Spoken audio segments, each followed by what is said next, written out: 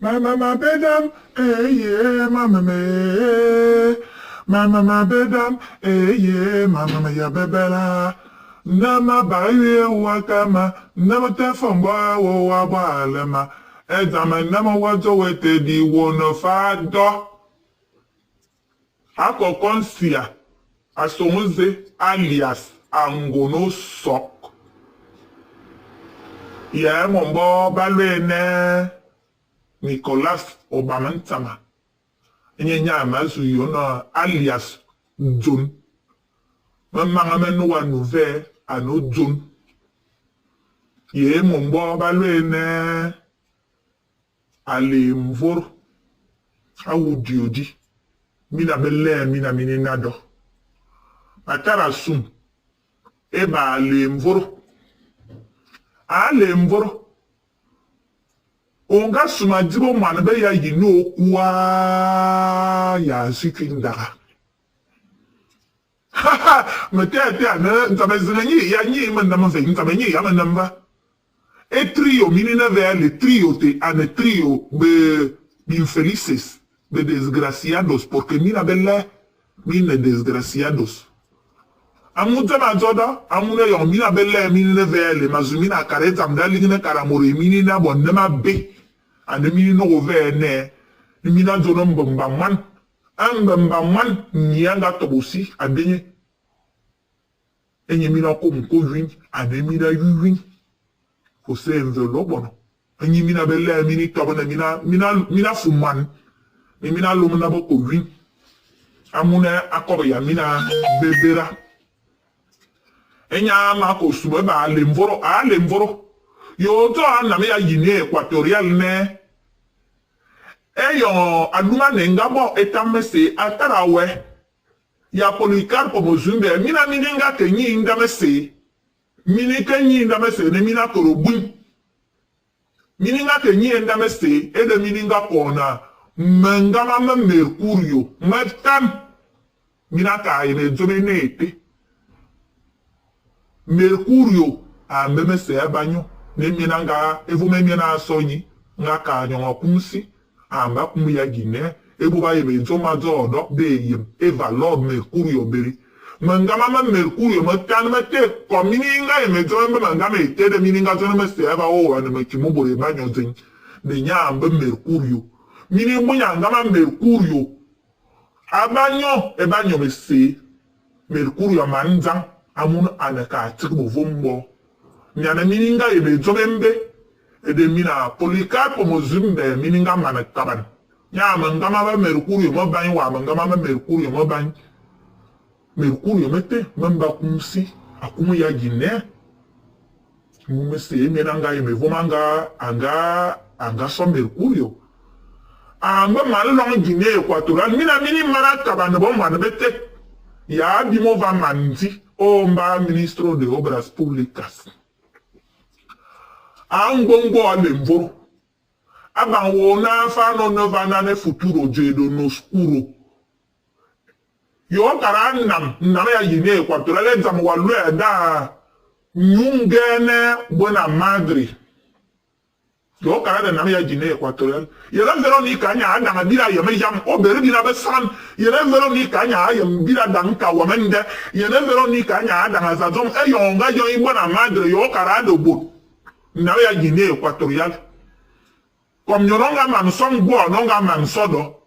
Ozuko na ngongo nyunga balu efono Veronica. Edo ngozo yile barbe sisse we bo we de wa yo bo wa mananya we bo biye be sisse. Onga bia yimi na Veronica o manaba tumi ku ba biye be ni be no mi ku anete. Binanos bi bo biyo mama nyo mi ku be no wande be na ka yene yejo. Abo bore no wande te bobu onga man mina nyunga ni ngama ke medjam ngbo wawu anjiri aborte elo berande te di e ba ozo aba benga te be ne baba tu ayuma bobo e be fo be no mesesi no ba e mo wie ndo mvi mo mbo zara man bisma olom nyimbi na zo apanyaba e ma mira ye ne mina boyi me comme wa man ti bobu no wa man na tu mi ku mi tete ede ba na njiriga kwa bi nam bi momotin Jamte do na ka ligna bo te bobo yen bo we ber bande we ber bi jama nda ji e bo bu yo ngaman o ban ganga man ke adiam onga sumuti mara ya ji ni okwu anyonga no wadini ade mvoro e yo onga su ate be ndaka na mina bra fuma na bo lo na bo sugi Jose Velo e yo la dia de antiqualista na miniva ya na be mercenario bo ba so na ba zu vogol pain yene mina bu na yo bi ne va di bia yemdo o mba mo mba e bo ba fuman na ba zu vogol pain nga mini nga ka mina swarga ve bi yema do na yem nfa yue e wale nfa mo mbo bi long bi mi zo ba lo na Nicolas Obamitsam alias John wa ma kom sirne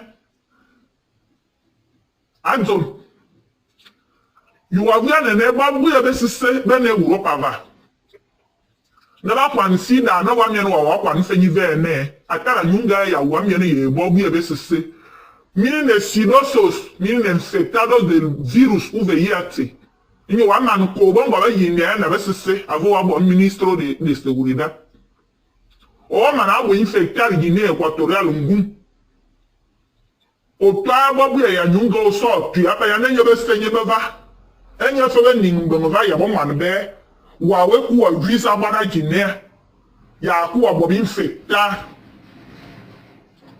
on a brobi vovo mama nouvelle jo mama no jon e jon ma yo fa di de fo ne jon ngo da bo mina ya ngo yo no ma se nji ya kwa ka na vo ake fe vo mwanga de we bastardo na be ande yo no mo ya kwa ka mwa de wa akenya wa na aka lu mura kenya man mo bosi o nga bana ya mo ya kwa ka wa kura mo ya kwa ka mvombe ewa man dwinye bo Guineanos owa sirrobo o mba ya be sikol bombe 5 meses o ka na ma weko no be yon na ya seguridad manga su no mira que ya na mini bo agente de seguridad al ministro como kimono obien nya kwivene ane mo vatar zoni ale mvoro e futuro den ene zero e de nefe zero e do wa comme ya dans Velo amuna na mdoman atofo mva asana bi tumbi wana bo ya ko ya kwan virus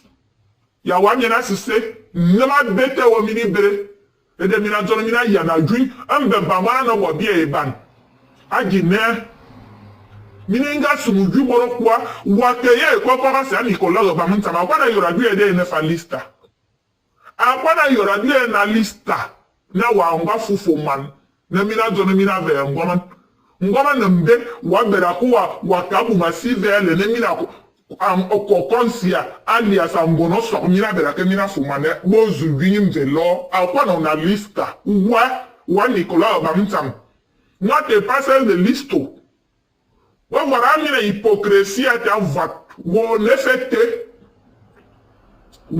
fete wa kom fa yungoman ai me vom wa nyon wa mi ro jono wa ono no fa tun kwa na Guinea ni mi na nyon ye na Guinea ta anto fula sasa na karamura ya na bo bara ye mba mfa wie e wo wa ale mo manga su wa di nda anya aba no konsia asumuze alias angono sok akokonsia ye ta manafa na ba jono one komna wenti tobosi no wa bien wan endo no ka yeranda man mo na nyanya ngwa wa mi ten na de nyi ntira dan wa bo bi min na ma bedi zama sesemo akọ zama somo e da tuo wa no na wa mbo yi feli ga lu wa ke yinom ka wa kan bi na ngum wa na ngum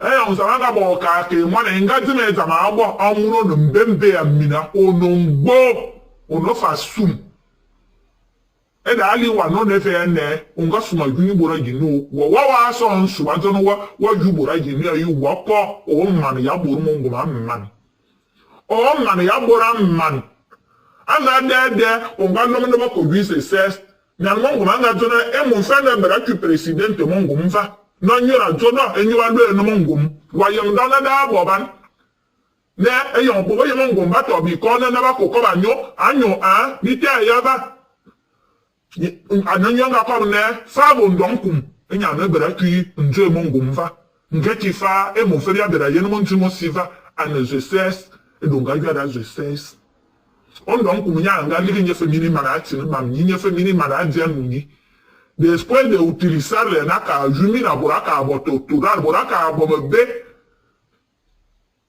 man samate momono yo bienima donc comité féminin ga yu abe via nyiri wa yu donc ya ajo yem wa yu donc na wa yem na nyo mongo ba ko na ne on donc na kinje abon mongo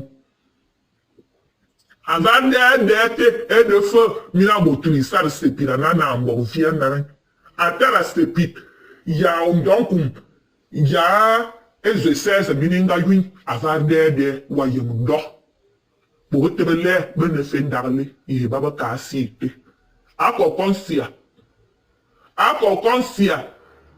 e yon ote ane namwakabe Maintenant, la mujer sabia edifica su casa, mas la necia la destruye. On est necia. Amunongo bon, una mujer sabia, ngo wa ba fe mamu wa boma. Ngo ba ma kurukuza mo bon aussi. Ne, wendi bien, vede ba wa uma na bo ebebe via ba yenve lo andano tontori nkumfun. Alias titi mono. Mayoyi titi mono. Soit no yo, yo mo ye titi mono, nyi wajona no nto, titi mono, amu nyana mo zam, nyana mo sok, e wono banana na. Sampu no, anamva, ayava, akoboko, akara no vombo, e banga aka ayon, alo ya nyuete. E ba bo vo ba onga de la fako kuzine mina ba wo ba bumete. E me fo ba beneva. Fa bo drogadicto. Avu abango tawa na otona akie. Enigele ya fa mandere. You know where te ade mi nambo be mi sumi wan bu e be bi yema. That's why ye mbo wa mi no mbo. And the castigo de Dios para como tu ayem. Enda Dieu est nécessaire. Ebi na nyu no ma ebi na bo vo nyu no ma nyi no na ebere ye mwana nga ka ade ni sara bo pe na ba na mi sumi bo amujo bo bu ye baba ma mtwi yema yema ma fe mo na de mo na no mo na mbale bi ben fa jo no wo na ba wo ba yare bo wa fo na bo nti mo na ma wa twi yema na wo tota na stuta no wa ka no na stuta no wa manipular todo un país. A komampe, kasi a sofo domezina, a sofo zamezina, nti kita nzotam, wawa bumus biswa, bimbo bisesebi, wawa bo desidi no zoma nyeba yana gwin, zoma nyeba yana tuyen, komu zoma nyeba yana vesen, wako konsia, angono so. Ede nene, fontembo anama vajo bovo, e futuro die, da nefo skuro, sero sera piomina belle. Nyana vene bisu mina zobi amfore ke tamne gesi boban na porate o porbe bi wogna hoste envelobon un son ta ya bu mun son gekine mora yeri nzen tamte de we yamna bina benne ngeki bo fam agine wa yera lenlan mina bea mimbombo mina babo mina ke mina anyumo chimobo revo mina ke mina anyumo chimobo via o senzu vi sa mwana morava to mi bo amunu wa ye me jomba lwene anuruman wa ye mitemi man asike ligue envelope en impasse ta bera ko lombo bi vara ba binkar wo ita va bo mano bere bo sikolo ngama ko alonji ne ngum ya mana nam Estado fora ya na bo professeur ba ya obo ete mwan ke ko vombe. So wo ani nyam faim. Ako konstia.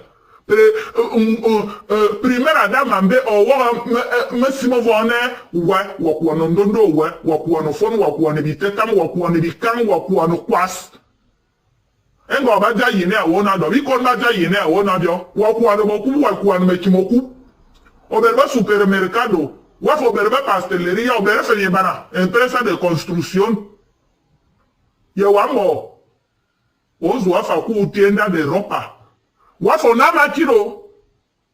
O man kwa wibor mo fana makira. Mo fo mesi se mo se wa lero nunu wa ko mo long. Ani wa long ve e bu mamba mende ve ba mara bu akukuru bor mende. O lili. Parquet national wafo na do. Ako konsi ya za afa wo yine. Angbongo. Bantoni minu ko ga bon tawo o nkukwa ni yunom. Akomampe minike kan se mi amine na Guinée ko adugu die kan adugu die o Gabon o se mi na ya Guinée abimete birabe ya Guinée aba wu ya na ba se na wa yo na mi na ya Guinée bia wu ya bisa terkin bisa vobe bi popo yo to ma oto de marzo ko kan si anya ya na bia ku. Esto ya es el colmo de los colmos. Wazunam ginabe ya Guinea nu anguya. Zama ya na Guinea nga ka no wote odosu. Ndeba vuya da fanda wa so safa mbana ma autobus. Mbana ma autobus ma wa safa avu wa sabe zam. Assistant ke mari estando. Manda wa man ku along ni barani mi asi kan ya le no madamete. Yen ni dingum eni Guinée équatoriale ngum ina mini to donge. Basi kol wa man ko along Guinée équatoriale ngum wa to anwan teve wa se yibe yo ber swendo. Yo na bi akara bi man wa nyon karangwan. Ko konsia angono so wa nyon karangwan. Ni ana wa ye president ye première dame en fait e ye ni abobima actiones oberdi. Konka dinero emanu we nyefu wako kuranya ebu yemi bo nyana wa ibita reda ore nga nzi enfe ya Africa ka mi bo wo ku wo bo mana ni fa mina akoro bo nwo kwambe son akot khalao danene ngani wa na mvelo golo emoro olom apaye ensimi tan na ko vimve lobaro ngenzame bonyi ako o zama si ke bo desaparecer kana mora bera wayen amune Guinée équatoriale bien donné bi varam avat akan voteran yami ngongo mira babo mi sese miniva yubora Guinée équatoriale bi varam mina vat abimte amura nan aname ya Guinée équatoriale anama swalo meberaso mekam